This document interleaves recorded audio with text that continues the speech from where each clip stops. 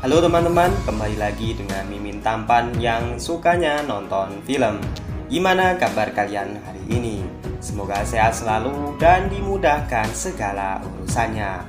Baiklah, pada kali ini Mimin mau menceritakan sebuah alur cerita film bertemakan samurai yang sangat seru. Film ini berjudul Ichi yang dirilis pada tahun 2010. Menceritakan seorang samurai cantik yang lahir sebagai tunanetra sejak kecil. Ia mengembara ke seluruh kota demi mencari seorang guru yang telah ia anggap ayah kandungnya sendiri. Oke, tanpa berlama-lama lagi, mari kita masuk ke alur ceritanya. Semongko.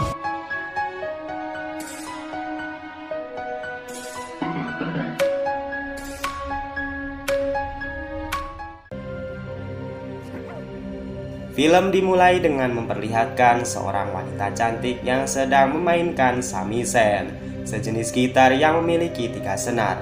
Di saat sedang dalam perjalanan, Ichi dan temannya tiba-tiba saja didatangi oleh bandit yang paling ditakuti yang bernama Bangkito. Mereka memaksa Ichi dan temannya untuk ikut bersama dengan para bandit itu.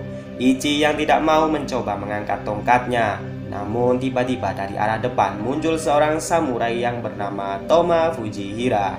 Ia berniat untuk melawan para bandit dan menyelamatkan Ichi. Namun berbeda dengan para samurai lainnya, Toma adalah seorang samurai yang penakut dan tidak memiliki nyali untuk mencabut pedangnya sendiri. Jalan terakhir Toma adalah memberikan seluruh uangnya kepada para bandit dan memintanya untuk berdamai. Namun niat jahat memang selalu licik dan ingin menang sendiri. Para bandit itu tetap kekeh untuk membawa Ichi bersama dengan mereka. Toma yang merepotkan kemudian diserang oleh bandit. Namun tiba-tiba saja Ichi yang tidak bisa melihat dengan gesit menebas semua bandit itu tanpa ampun, dan mereka semua tumbang. Dari salah satu kaki bandit itu terlihat cap yang menandakan klan bandit dari Bangkito. Setelah itu Ichi berpisah dengan temannya demi mencari Zatoichi. Sedikit penjelasan, Zatoichi adalah seorang guru yang telah Ichi anggap sebagai ayah kandungnya sendiri. Namun Zatoichi memilih untuk mengembara dan menemukan hidupnya sendiri. Toma kemudian menyusul di belakang karena ia masih penasaran dengan Ichi. Setelah lama berjalan, Toma dan Ichi telah sampai di kota kecil bernama Bito. Mereka kemudian disambut oleh anak laki-laki yang bernama Kotaro. Ia bekerja sebagai pemandu penginapan. Kotaro mengungkapkan bahwa kota ini sudah tidak aman dan sering diganggu oleh para bandit klan Bangkito. Ichi kemudian menanyakan di mana tempat orang-orang berjudi karena suatu tujuan.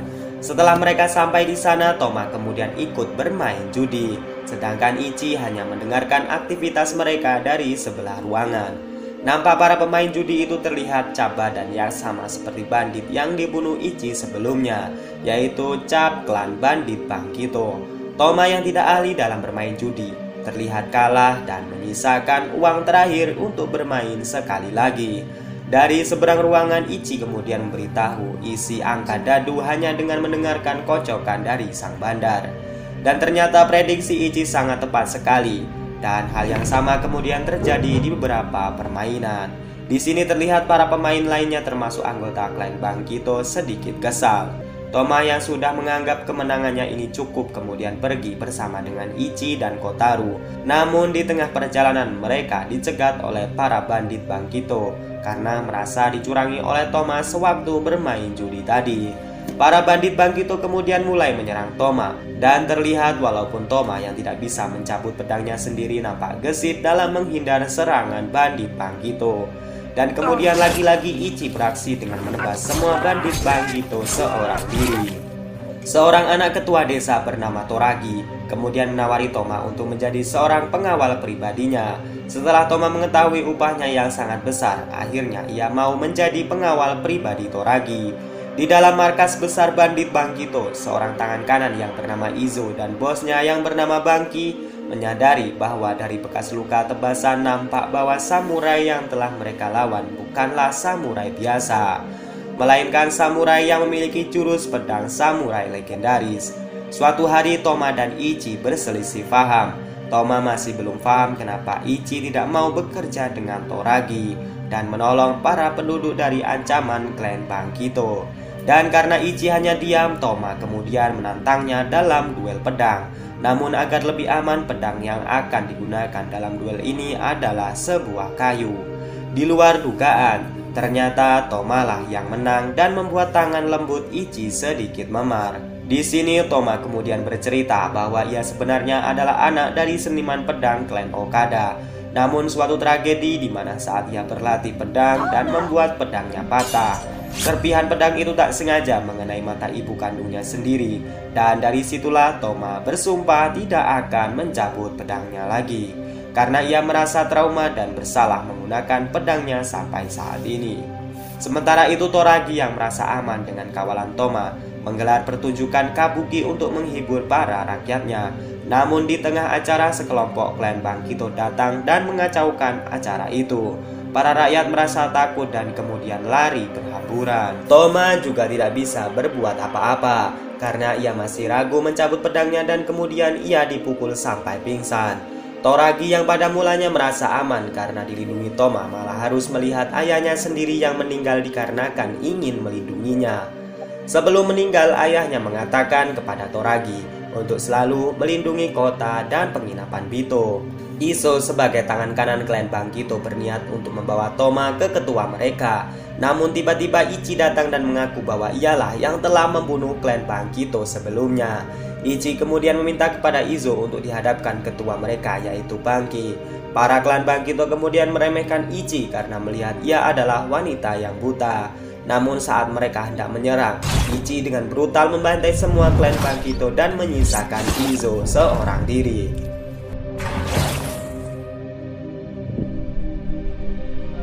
Izo kemudian yakin bahwa Ichi lah yang telah membantai klan mereka sebelumnya, dan ia kemudian dibawa untuk menghadap ke ketua mereka yaitu Bangki. Ia kemudian menyuruh panglima perangnya menyerang Ichi, dan lagi-lagi ia diremehkan. Namun lihatlah yang Ichi lakukan saat itu.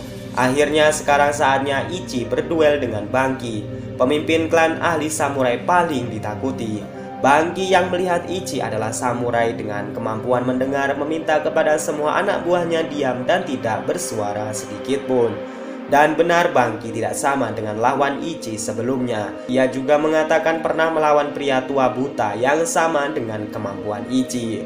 Dan benar saja Bangki bertubi-tubi dapat membuat Ichi terluka dan kemudian Ichi kalah dalam duel samurai serta pingsan. Ichi yang pingsan kemudian dimasukkan ke dalam penjara yang di dalamnya penuh dengan kerongkongan manusia yang meninggal di penjara itu. Dalam keadaan pingsan, Ichi bermimpi jika ia bertemu dengan Zatoichi di mana ia sudah menganggap sebagai ayah kandungnya sendiri. Dan benda pemberian Zatoichi sebelum ia pergi adalah sebuah lonceng yang menandakan sebuah mata. Nasib Toma juga tidak sama baiknya dengan Ichi. Ia dipukuli oleh klan Torakawa karena sudah dianggap sebagai penipu. Namun Toragi menghentikannya dan Toma masih dibutuhkan untuk mengalahkan klan Bangkito.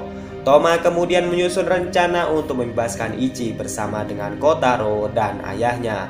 Alhasil mereka berhasil menyusup di gunung dan mengambil Ichi hidup-hidup. Melihat Ichi berhasil lolos, Bangki marah besar dan ia mengerahkan seluruh anak buahnya untuk menyerang kota penginapan Bito esok harinya. Ichi yang masih belum sehat kemudian mengatakan kepada Toma bahwa ia sudah tidak layak untuk hidup. Namun di sisa nafasnya, ia ingin bertemu sekali lagi dengan Zatoichi gurunya untuk memastikan ia ayah kandungnya atau bukan. Toma yang mendengarnya kemudian memeluk Ichi dan mengatakan bahwa Ichi masih layak hidup dan ia tidak pantas untuk mati sekarang. Karena selama ini Ichi sudah bertahan untuk hidup meskipun sudah beberapa waktu ia mengalami penderitaan yang tidak ada habisnya. Ketika Ichi sedang tidur, diam-diam ia meninggalkannya dan menuju ke klan Shirakawa yang akan berperang melawan klan Bangkito. Dan para penduduk Bito juga tidak gentar dengan pedangnya di tangan mereka siap mati untuk mempertahankan tanah mereka. Shin memperlihat kembali Ichi yang telah bangun. Ia kemudian bertanya kepada Kotaro tentang apa yang telah terjadi. Sedangkan di tanah peperangan terlihat para penduduk dengan gigih berperang. Walaupun kalah jumlah, para klan Shirakawa nampak bisa mengimbangi perlawanan klan Bangkito.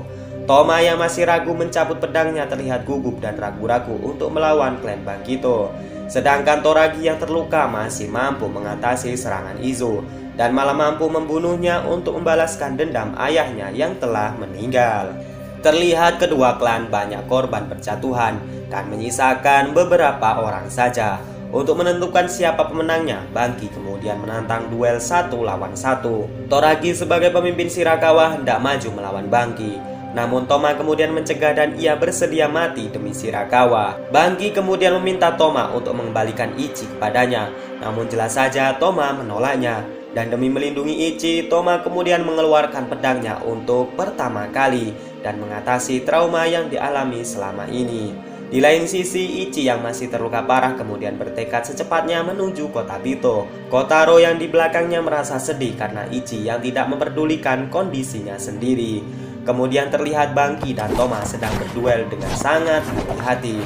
Karena Bangki tidak menduga kemampuan Toma seperti apa dan tidak ingin meremehkan kekuatan lawannya itu. Dan jelas saja, Bangki dan Toma sama kuatnya. Namun di saat Bangki lengah, Toma berhasil melukai Bangki dan kemudian mereka saling bertusukan satu sama lainnya. Ichi yang datang terlambat melihat Toma sudah terluka parah.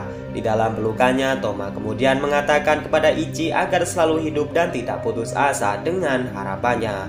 Toma menghapus air mata Ichi dan kemudian ia meninggal dunia. Bangki yang belum mati mencoba bangkit dan menyerang dari belakang. Namun untuk kali ini Ichi tidak akan memaafkan karena sudah membunuh orang yang ia sayangi. Dan kemudian satu tebasan di wajah Bangki mengakhiri ketua klan Bangkito yang sangat meresahkan masyarakat.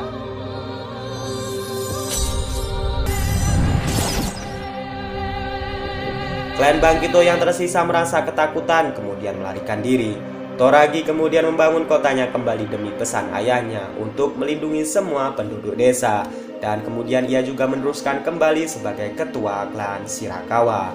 Bersama dengan Kotaro, Ichi kemudian memainkan lagu kesukaan Toma di depan makamnya. Ichi kemudian berpamitan kepada Kotaro untuk melanjutkan perjalanan ke klan Okada untuk meletakkan pedang Toma di atas makam ibunya.